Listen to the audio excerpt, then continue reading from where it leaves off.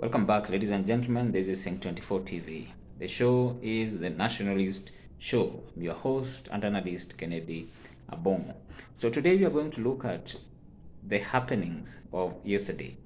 Immediately after the president-elect, that is Dr. Ruto, was sworn in, his first action was to, undertake various actions, one of which was the appointment of the 6 judges whom who have now taken oath of office today at State House.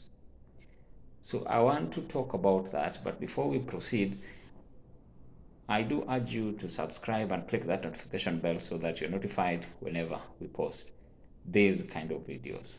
So why do I find that to be very important? I find it to be very important because President Kenyatta's administration is one administration that has actually come to an end, but has left a very big dent in terms of its relationship with the judiciary. At the tail end of it, however, President Kenyatta, I think, had tried to mend that relationship, but I think it was too late. First, he tried because he is the president who operationalized the judiciary fund and gave them about 9 billion to kickstart their operations. There is a video we did, and I thought they did that. He did that so that he may entice them to rule in favor of Azimio when the petition was going to be finally filed. But that has not happened. And I think when President Kenyatta disobeyed a lot of court orders, the corrosion between in the relationship between the executive under President Kenyatta and the judiciary was so deep that it could not be healed by him appointing Martha Koome as the chief justice. Because I think that corrosion was so deep and could not be helped. The fact that the 6 judges were still there, and then there were a lot of court orders directing him to appoint those judges, yet he failed, then there was still that bad blood between these two arms of government, executive being the first among equals, and President Kenyatta being the head of that executive. So President Kenyatta, I think, played too much with on this issue with his emotions. He involved a lot of emotions in this issue, and I think and a bit of ego. And I think at some particular point, I think he lost this war, except he did not want to accept that he's lost this war. To save face, President Kenyatta should have just appointed these judges. But right now, you find President Ruto coming, and then his first act is to, appoint these judges. And today he swore them now formally into office. And the words that he used so that the judiciary, can work efficiently. So for him, saying that so that judiciary can work efficiently, the fact that the president did not appoint, or the former president Kenyatta did not appoint these people into office, was intended to, ensure that the judiciary's operations were stifled by the executive to a greater extent. So for him, his first priority is to ensure that there is good relationship between the judiciary and the executive. And it is quite interesting if you noted that the former CJ, Maraga, also attended the ceremony.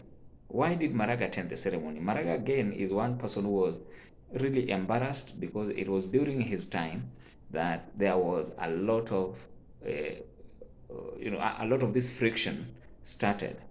And there was a time we went to State House and it was kept there waiting for very, very long hours, which is not really something that the head of judiciary should be subjected to. The head of judiciary being a very powerful man in his own right, or the president of the judiciary being a very powerful person in his or her own right, should not be kept to wait as others, juniors who, come in and see the president. Those are people you give priority when they come calling to this or on the president in State House. So when that happened, it only demonstrated further that the relationship between the judiciary and the executive was beyond repair. And funnily enough, the people were with the judiciary, because that is where the people were, because the people felt that the judiciary at least protected them from the purges of the executive, the incursion of the executive, such as, because things that they considered as very, very serious and against public interest were things like BBI, which the judiciary, dealt with and stopped, which they could, at that time it was called reggae. So the judiciary essentially stopped reggae, and that was a win for the people. So the judiciary was the jewel of the people, and the executive was seen as the evil.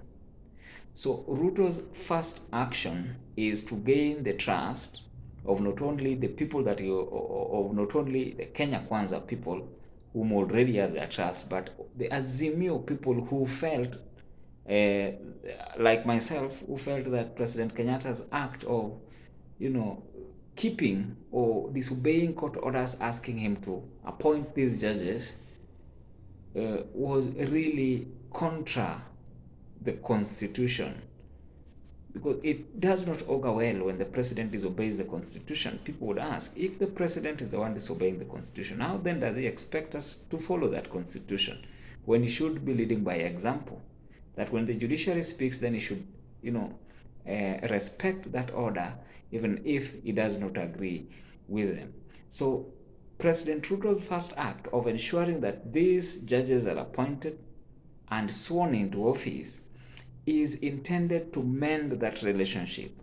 And having former CJ Maraga there was intended to show to the general public that that relationship is no longer as shaky, because the ones Maraga, who was formerly embarrassed, can now access the Supreme Court without much difficulty.